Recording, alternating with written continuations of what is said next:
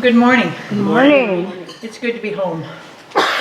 As you know, Rena and I went to Tijuana to have her teeth done this week.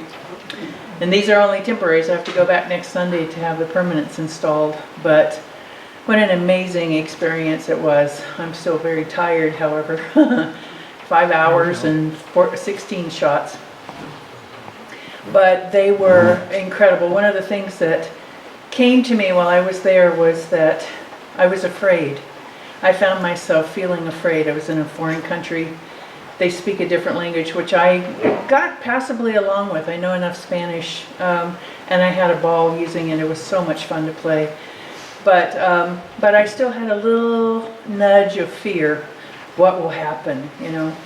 And yet we were very safe. We walked everywhere. Everybody was so very loving, so very hospitable. The dental office treated us as family. It could not have been a more loving experience for us. And I wouldn't hesitate to send any of you down there. It cost us probably about 25% of what it would have cost here. And so you know, it was just a remarkable experience, and we made friends. There was a gentleman that was standing at it was raining, he had his little dog, and I don't know whether it was a birth defect or whether his leg was broken when he was younger and it was not set. But when you looked at his leg, the bottom of his leg went at a right angle about 4 or 5 inches above his ankle. And so, you know, he was, I don't know whether you would want to say he was begging or whether he had something to sell. I didn't notice. I was too fascinated and focused on his condition. And we gave him a couple of dollars to help him through his days. But the love that he sent and thanked us for our small donation was something that's going to sit with me for a very long time. I found them to be very humble and appreciative of every little thing, you know. And I saw them working together. There was a gentleman that worked for the hotel named Alonzo, and a little taxi driver named Angela, who we called Angie. So I told her, of course, about Angela, and she goes, "He must be Italian," because of the name. But her husband had left her with 4 sons to raise. And so Alonzo was helping her with her business to get people from the hotel to use her taxi because she was supporting her 4 sons. And curiously enough, and another one of those gobsmacking facts, she's sending her 21-year-old to college. And they charge $150 a year to go to college in Mexico. But this being a new year, I had to ask myself, what kind of change would I like to see in me that would emerge this year? And the thing of it is that the change that I see in me, I cannot not think that it expresses out in you and the world, because again, we are one, are we not? That God, that life is in all things, all this, in essence, the life that we see outside of ourselves, we are not separate from each other, we are one. And so I can look out into the world and see how my beliefs are being reflected back to me through each one of you, through each little person that has come from a different country, that has a different experience, through each one of my animals, through the rivers that flow, through each and every bit of it. Ernest Holmes said that we are continuously living a new life, and we evolve. As we evolve beyond our old beliefs, the thought containers that once held them that are no longer adequate, we need to discard and make new constructs about how we're going to hold the beliefs that we have. And in Matthew 9:16 and 17, Jesus taught about spiritual evolution, that you don't put new fabric on an old garment, and you don't fill your dirty old wine bottles with new wine. As we evolve, and the thought occurred to me this morning that, you know, somewhere back, a ways back, someone said that 100 years ago, it was taking our humanity 100 years to learn what it took men 6,000 years ago to learn.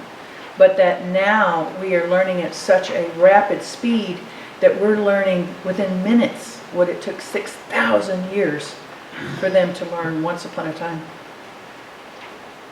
Ernest goes on to say, we must expect new revelations from old truth. We can see that in the world every day, in our medical advancements, in our scientific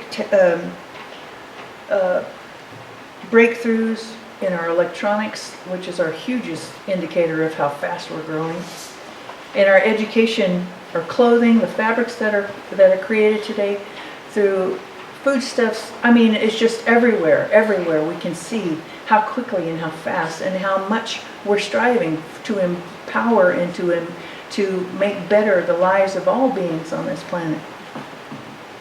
When I think of redesigning myself one more time, and of course, in order to do that, you and the world are on the list, because I am one with all. I get to see what's on my inside. Ernest Holmes says we are on an endless and ever-expanding experience, and that only by expansion can we evolve. Expansion and evolution is in a spiral that never stops. So if we're at this level, we're moving up that ramp to the next level of understanding, which takes us into a brand new reality, a new heaven, if you will. So how would I like to see, what would I like to see in myself as I evolve this next year? A more loving being, who trusts a loving God who has always got my back. It opens me to you, and it helps to open me to a greater compassion for what you've been through, to help to not judge you by the walk that I've taken, to not condemn you or to hold you without compassion, because you're different than I am. Because we are all aspects of God that are shining, that make up the one whole. So even though your differences, your experiences, your ideas are different than mine, I pray for the compassion, for the understanding, for the intelligence to listen and see if your ideas may be actually an improvement on what I thought would be the best way to do it. By automatically defaulting to love like our computers do, I automatically switch to how can I see love in this situation? And that is an opportunity for us to transcend the ego, which in Greek means the small and separate self, which is the basis of all of our difficulties on this planet. Ernest again said, we must learn to see God at the center of our being. And since He is at the center of our being, He's at the center of all beings, even those we don't understand or judge or condemn for having different ideas than us. But what I can do is take an honest look, without fear, of those areas of my life which are still in shadow. By the grace of God, I can pray for enlightenment in those areas, and I have a different perspective on shadow that I've been developing over the years. The shadow side for me is that area, rather than me to condemn myself or beat myself over the head for having this particular fault, this or that or the other thing. It is the jet fuel which is helping me to evolve, because the other areas I don't pay attention to because they're good. It's the shadow side that is my greatest teacher in this life. So I need to treat myself as well as you, and as well as all of our other beings that live out there, that we are one, and everything and everyone and every living thing deserves that compassion and love that we need so desperately to give to ourselves, to honor the God within. So I am diligently working on with my higher power, my loving, generous Father, to trust and know that God has my back at all times, and that I can live my life without limits. The only thing that limits me, of course, is my own ignorance. There was an interesting quote in The Gift of Change by Marianne Williamson that said, toward the end of his life, George Bernard Shaw, the literary giant, asked, what person in history would he have liked to have been? His response is that he would have liked to have been the George Bernard Shaw that he may have been and never became. And that opens me up to a wonderful idea of how much I can still grow, how much can I still express, how much can I bring to the world with the years that I have left. I'm telling you the Tijuana part ahead of time. Ernest goes on to say that there is no limit to the possibility inherent in all men. Let the timid soul put complete trust in good and press bravely on. I do that by looking at the news to watch. I am one of those folks that watches for the changes in humanity that just bring me joy and know that we are indeed making progress. And John Carn, who Angie and Stella and Sandy know, is my mentor in my animal chaplain course that I'm taking. And he asked me to remember Tilikum today as your animal chaplain. For those of you who watched the documentary Blackfish, he is the orca that was taken from Iceland waters at the age of 2 and kept in SeaWorld until he died 2 weeks ago at January 5th. In a small tank and asked to perform tricks for SeaWorld for the last 35 years. Perhaps you watched Blackfish and you became aware, educated, alarmed, and perhaps angry and saddened by his plight. But as a result of that experience, that life that he lived, he has brought us the education with which we are moving and we are evolving quickly in bringing a greater understanding and greater treatment to our living beings on this planet. And one of them is elephants. We all know that Barnum and Bailey has just recently closed their doors, that they sent their elephants to be treated better in their retirement.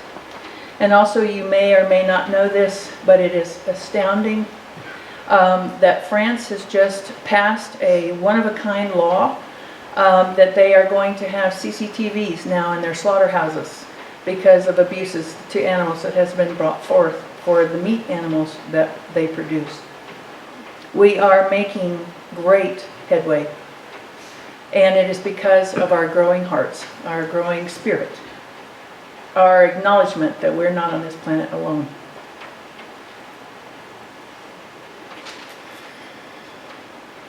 Ernest Holmes said, accepting the lessons and experiences of the past and taking the best of everything, we should press boldly forward, ever looking for the truth and ever ascending into higher heavens of reality. Years ago, I was watching television and I became aware that there seemed to be an awful lot of programs on about child abuse. And I asked God, I said, why is there so much of this stuff on television? And the answer came that in many places, I was very, very fortunate to live in Los Angeles at the time. There was plenty of 12-step programs, therapists, groups going on all over the place to help people heal those issues that they had become familiar with and were socially acceptable to acknowledge that had happened to them. But in many places, these people only knew isolation. There weren't 12-step programs, there weren't areas of therapists, there weren't groups. But by watching television, which was going on all over the planet, they got to find out that they were not alone. And in those stories, they were sharing tools that I was learning sitting in groups with other people on how to heal, and that it was possible to heal, and that they didn't have to keep that secret anymore. Martin Luther King said, never be afraid to do what's right, especially if it's the well-being of a person or an animal that's at stake. Society's punishments are small compared to the wounds we inflict on our souls when we look the other way. By allowing the blessed knowing that God is at the center of our being, my being, all life, animals, trees, rivers, the whole works, we expand in love and trust knowing God has our back. I must allow that this and the truth and not get caught up in the appearances to the contrary. There is so much to be grateful for, and by staying in the now, our one moment at a time, gives me space and honor to love my Father, Mother, God, who loves us without limits. And I want to express more of that this year. Thank you.